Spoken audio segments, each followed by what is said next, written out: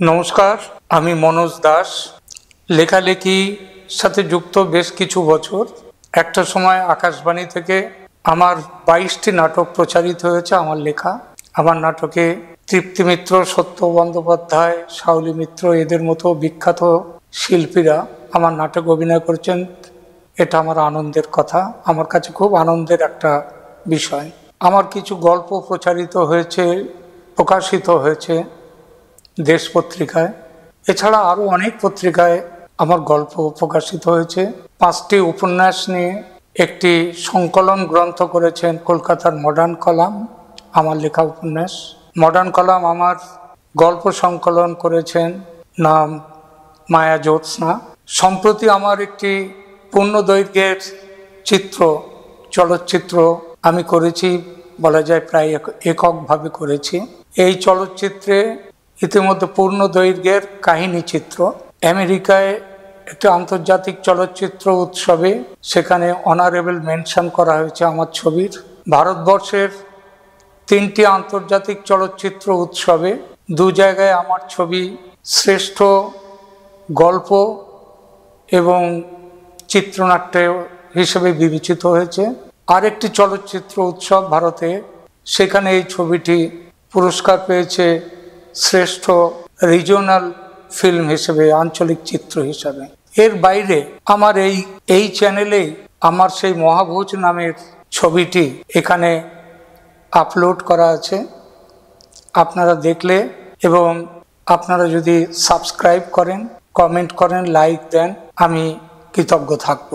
গল্প, উপন্যাস, নাটকের বাইরে আমি কিছু আলোচনামূলক লেখা লিখেছি। কাশ্মীর ও ধারা 370 আজ থেকে 7 বছর আগে বার হয়েছে, প্রকাশিত হয়েছে। মডার্ন কলাম এই লেখাটি, গ্রন্থটি প্রকাশ করেছেন যখন কিন্তু কাশ্মীরে 370 ধারা তখনও উঠে যায়নি ছিল। এছাড়া মহাত্মা গান্ধীকে নিয়ে লেখা অত্যন্ত বিশ্লেষণধর্মী লেখার চেষ্টা করেছি, সঠিক জায়গায় গান্ধীকে রেখে। মহাত্মা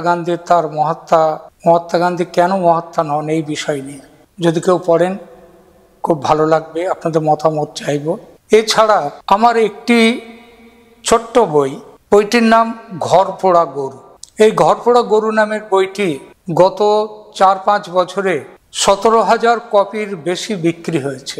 17,000-এরও বেশি কপি বিক্রি হয়েছে। বাঙালির ভবিষ্যৎ নিয়ে স্যাটার ধর্মী লেখা। এই লেখাটির অংশবিশেষ দেশে এবং বিদেশে সোশ্যাল মিডিয়ায় খুব চলছে, যাকে বলে ভাইরাল হয়ে গেছে। এখানে লেখাটির সেই বিশেষ অংশটি তুলে দিলাম আপনাদের জন্য। তুলে দেওয়ার কারণ হচ্ছে এর সাথে আপনার, আমার, বাঙালির বেঁচে থাকা, ভবিষ্যতে আমাদের উত্তরসূরিদের তাদের বেঁচে থাকা নির্ভর করছে। সে কেন নির্ভর করছে সেই জিনিসটা এখানে লিখবার চেষ্টা করেছি। আগেই বলেছি স্যাটার ধর্মী লেখা, তির্যক ব্যঙ্গের মাধ্যমে আমি আমার লেখাটি লিখেছি। আপনাদের মতামত পেলে খুব ভালো লাগবে, খুশি হব। এবার পড়ি লেখাটা। আমার ওই বইয়ের ছোট্ট একটু অংশ পড়ি। আবার বলি, বইটির নাম ঘর পোড়া গরু। এবং আজ থেকে 50-60 বছর আগে বাংলায় একটি রাজনৈতিক দল ছিল, নাম ছিল আমরা বাঙালি। রাজনৈতিক দল বটে, তবে যতদূর মনে পড়ছে নির্বাচনের রাজনীতিতে তেমনভাবে অংশ নিত না।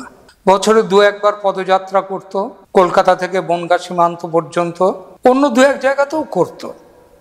স্লোগান দিত সীমান্তের বেড়া ভেঙে তৎকালীন পূর্ব পাকিস্তানের কিছুটা অংশ দখল করার। দখল যে করতে পারেনি সেটা বলাই বাহুল্য। তবু লোকজন জুটিয়ে মিছিলগুলো মন্দ করতো না।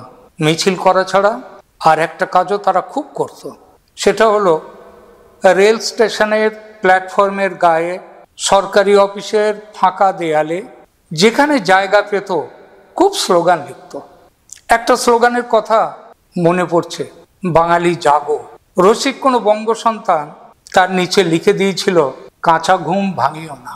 প্রথম যেদিন পড়েছিলাম এই মন্তব্যটি খুব হেসেছিলাম। পরে দেখলাম মন্তব্যটি বেশ জনপ্রিয় হয়েছে। যেখানে বাঙালি জাগো সেখানেই কাঁচা ঘুম ভাঙিও না। এখন বুঝতে পারছি হালকা চালে কি নিদারুণ সত্যি কথাটি লিখেছিলেন ওই অজ্ঞাত মন্তব্যকারী। বাঙালির ঘুম সেদিন ভাঙেনি, আজও ভাঙেনি। ঘুমিয়ে ঘুমিয়েই যাত্রা চার পাইয়ে উঠে রজনীগন্ধার মালা গলায় জড়িয়ে যাচ্ছে শ্মশান যাত্রায়। বলো হরি হরি বল। কে মরল? বাঙালি। কি হয়েছিল? সেকুলার রোগ। সেটা আবার কি রোগ? এই রোগে রোগী নিজেই নিজের মাথা হাড়ি কাটে তুলে দেয়। মাথা চলে গেলে জীবনটাই যে চলে যাবে, এই রোগ হলে সেই ভয়টা থাকে না। সাংঘাতিক রোগ দেখছি। তাই এই রোগের লক্ষণ কি ভাই? এই রোগের প্রাথমিক লক্ষণ ভুলে যাওয়া। কালকেই ঘরে আগুন লেগেছে, আজ কিছু মনে নেই। বউকে বোনকে টেনে নিয়ে গিয়ে কাল যে লোকটা রেপ করেছে, আজ তাকেই ভাই বলে বুকে টেনে নিচ্ছে। বলছেন কি? আগে হ্যাঁ, ডাক্তারি শাস্ত্রে এই রোগের নাম হয়েছে বাঙালি রোগ। ভালোই হলো, পৃথিবী থেকে চলে গেল যাত্রা, কিন্তু চিকিৎসা জগতে অন্তত নামটা রেখে গেল। এটাও বোধহয় কম কথা নয়।